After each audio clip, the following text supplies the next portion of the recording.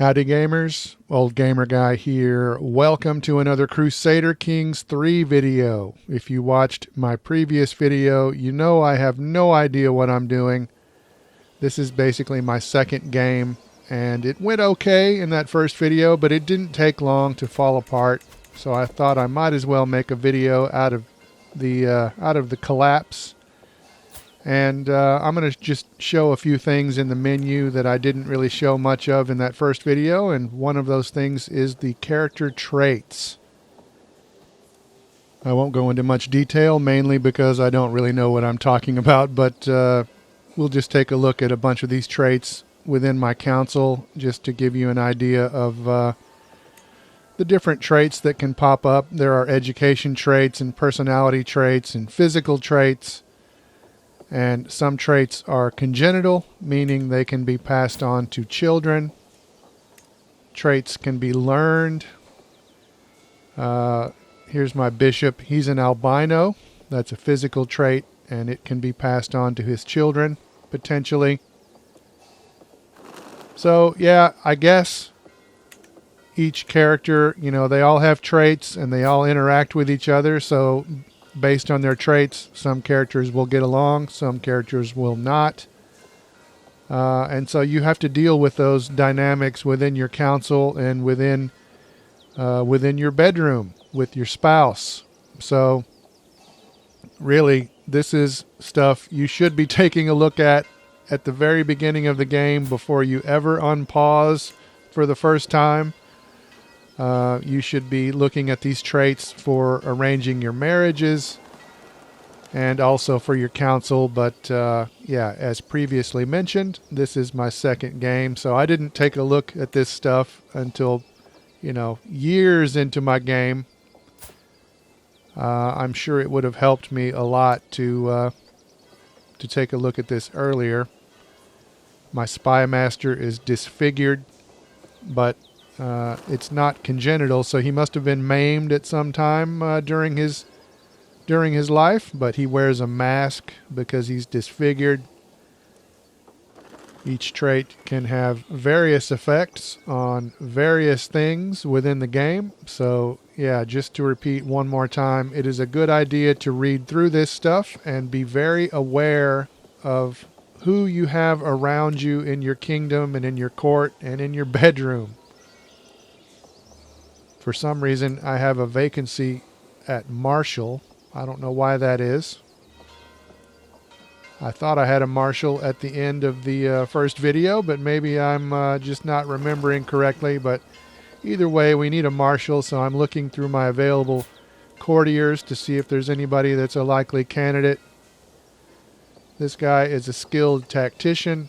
He's a forest fighter, so he has an advantage fighting in that type of terrain. He is vengeful, he is calm, and he is lustful. So there's another interesting personality trait that can have different effects on your game as you go through. But I'm going to appoint this guy as Marshal. I thought at this point that Cambridge would be the next holding to be attacked, because there's a Viking type character who has a claim on Cambridge. So I'm looking at different possible improvements to the Cambridge holding. There are different buildings you can construct. I'm not showing very much of it here, but those constructions can help with your defense. They can help raise more taxes, things like that. Right here, I'm granting the title to Cambridge to Reeve Athelwine, who I don't really trust, but he likes me, and I'm probably doing something I don't need to do here because he already has a high opinion of me. So maybe this is a good idea, maybe it isn't, but that's kind of the theme of these first two videos. I have no idea what I'm doing, but I'm winging it and having a good time. So I'm granting this title to Reeve Athelwine. Looking back at the council again, each council member can be given various tasks. Your bishop by default is always just working on religious relations, but you can have them fabricate a claim on a county, so then you can go to war and take over that county based on a fabricated claim. Your wife has kind of a generic assist ruler job where she is kind of boosting all of your skills, but you can also have her focus on more specific things and boost more specific skills like your stewardship. Your chancellor can focus on foreign affairs or domestic affairs. Your spy master can disrupt schemes, enemy schemes against you, or they can help you advance your schemes that you have going toward somebody else. They can be sent to find secrets if there's somebody that you don't really trust. Your steward mostly will just collect taxes by default, but you can also have them increase development within the county or promote culture if you have two different cultures within your realm and you want to focus your citizenry on one particular culture. You can try to convert people. But I'm going to send my spy master to find secrets in the court of Athelwine. So I just gave him a title, and I guess I'm already kind of second guessing that idea.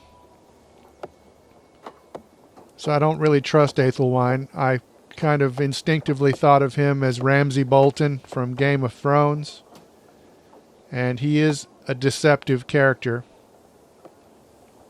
As steward, I imagine he might just want to steal from me, but I'm going to send my spy master over to the court of Athelwine and see if I can discover any sort of shady business going on. In that first video, I showed a very, very brief glimpse of the skill trees, so I thought I would go ahead and get a better view of that stuff. You have a choice of lifestyles. There are 5 lifestyles. This ruler is in the martial lifestyle. And so within each lifestyle there are 3 different skill trees. And then you can also pick a focus, 3 different focuses within the lifestyle.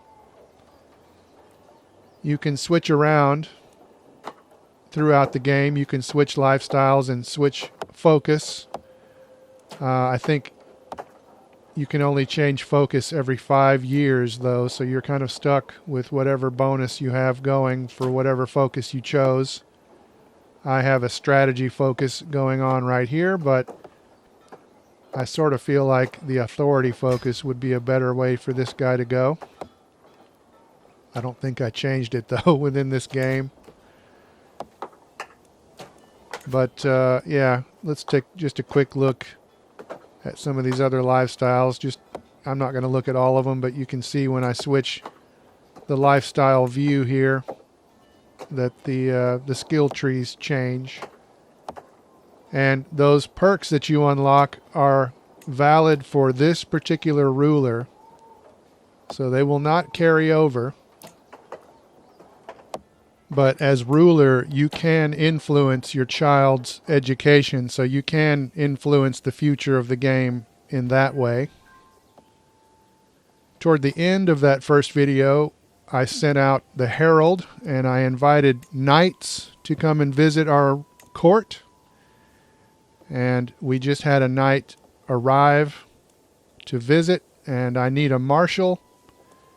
This guy is paranoid, but most of his traits are pretty good, so I'm going to make Wihtred my marshal.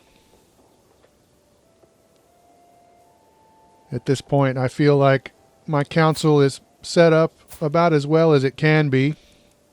I'm probably fooling myself. I am definitely wary of Athelwine, though. Even though it appears that he has the same opinion of me as my wife. I guess plus 100 is about as high as it will go. Maybe that's wrong, but yeah, my wife and Ethelwine appear to be the people that like me the most.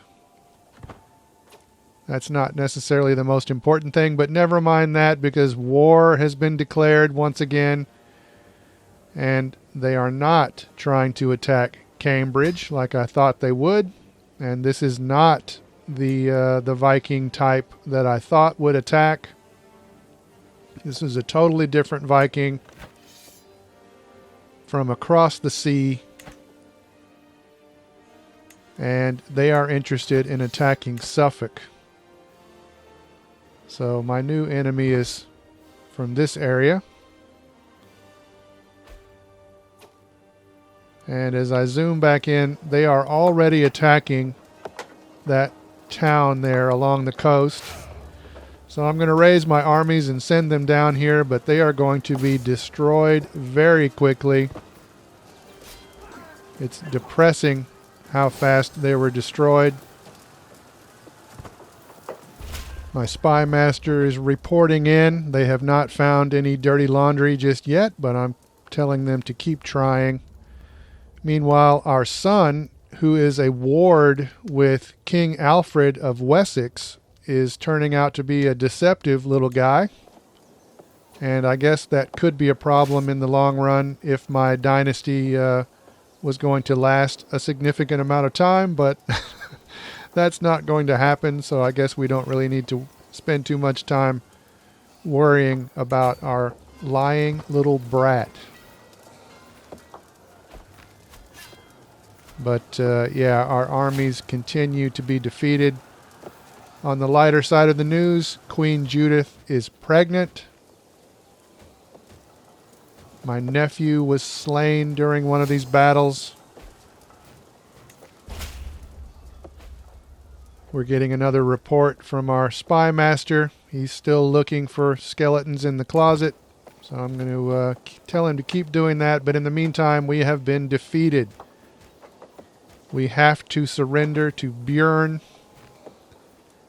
So we just lost a chunk of our kingdom. But a new son has been born. And I'm going to name them after Judith's father, so that should make her happy.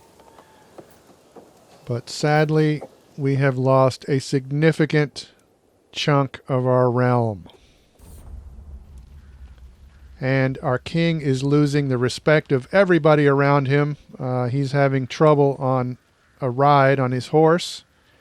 So he could try to calm the horse down, but there's a very, very good chance that he will fall off, and then he will be wounded. He will gain the trait of wounded. Or he could do the safe thing and dive off for stable ground, but that will cost him a little bit of prestige. I went ahead and did that. Queen Judith is once again pregnant, so at least our bedroom diplomacy is going very well, while everything else is falling apart. We are being raided by another Jarl who looks like a kid. So that's depressing. There is looting and pillaging, probably raping going on within my kingdom here, and it's sad times in East Anglia. Here is another menu that I don't think I showed in that first video, but each character in your kingdom has a skill level for personal combat, and the ones that have the highest skill level can be your knights. So you can go through the list of possibilities and you can force them to be a knight. You can allow them to be a knight if their skill level is high enough, or if it's somebody like your son who you would like to keep safe because they are the heir to your kingdom, you can forbid them from being a knight.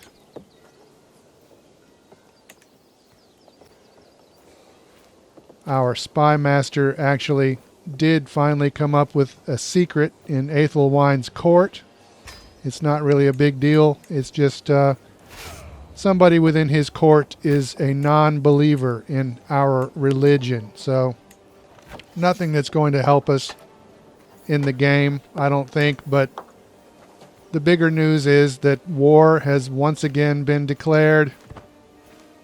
This time it is Jarl Halfdan who is coming for Cambridge. So this is what I thought was going to happen. Meanwhile, Judith has given birth to a lovely baby daughter. She wants to name the child after her cousin, who is also named Judith, so I'm going to let her do that. Trying to keep her happy as everything else disintegrates. I raised my armies, but they really are doing us no good. I should have a couple of allies because of my marriage and my son's marriage, but I have no idea how to call them to get some help in this war. And apparently I have no idea how to deal with my wife either, because my character got horny and decided to go see his wife. And when he entered the chamber, she was writing something, and then she tried to hide the paper. And I got suspicious, and I demanded to know what she was hiding, and it turned out that she was just trying to commission a custom-made leather-bound journal for me. So she was trying to get me a present, and I messed it all up. So yeah, bad decisions among bad luck among bad decisions. It's kind of the story of my life here. I earned another martial perk, but I don't think I even bothered to spend it. Ethelwine and my uncle were both taken prisoner, and I think at some point during this time baby Judith was also captured and taken away. And here is another embarrassment. So we were out and training the troops, and we decided to practice regrouping the army. So I split the troops and I ordered them to independently make their way back to town, and half of them got lost. My spy master says we need to find them, and so I say, good idea, you're in charge of that.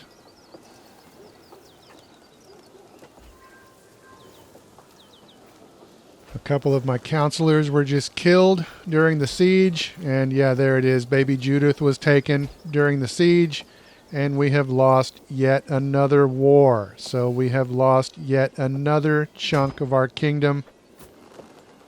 Jarl Halfdan has taken over Cambridge, and our kingdom continues to dwindle. During that war, we lost a couple of counselors. The bishop died, and the spy master died. And now my uncle, who was imprisoned, he was released. He was ransomed back to us, and the Pope made him the bishop. So I guess he has a fairly high piety rating. And so my uncle is now the bishop, and we have vacancies at Chancellor, Steward, and Spy Master.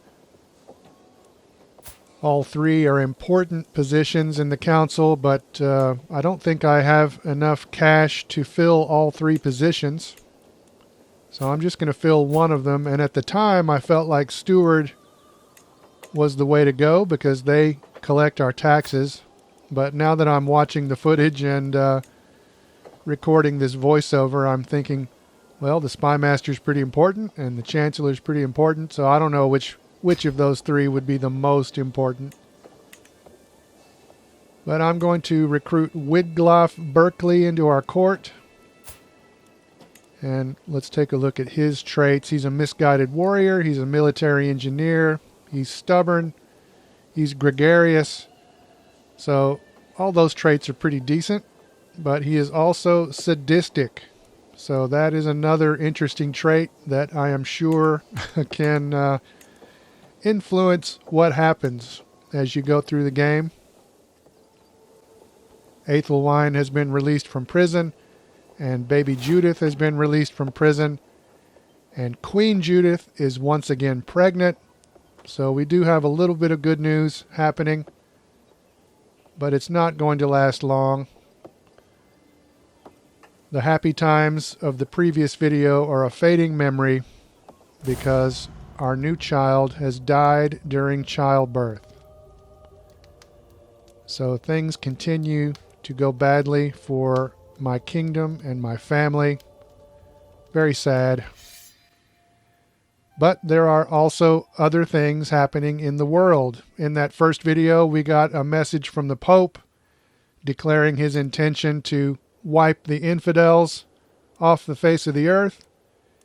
And so these are all the armies that have responded to that call. We just sent some money because we wanted to keep our soldiers close by because we keep being attacked. And speaking of that, here it is. War has been declared once again.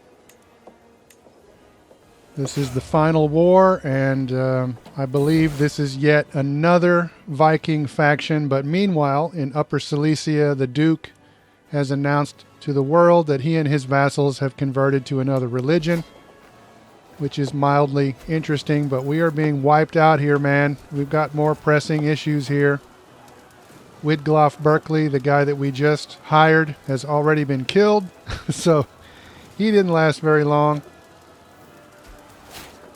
A hostage has been taken, and the game is now over. We have lost our final title, and that's kind of the point of this game, is to keep your family going through the generations, to prolong your bloodline, and we have failed. So this is not an easy scenario to play in as a new player. There's a reason why there are scenarios that are clearly labeled as easy. So hopefully I can play one of those and get a little better at the game and maybe make some more interesting videos in the future. But for now, as always, thanks for watching.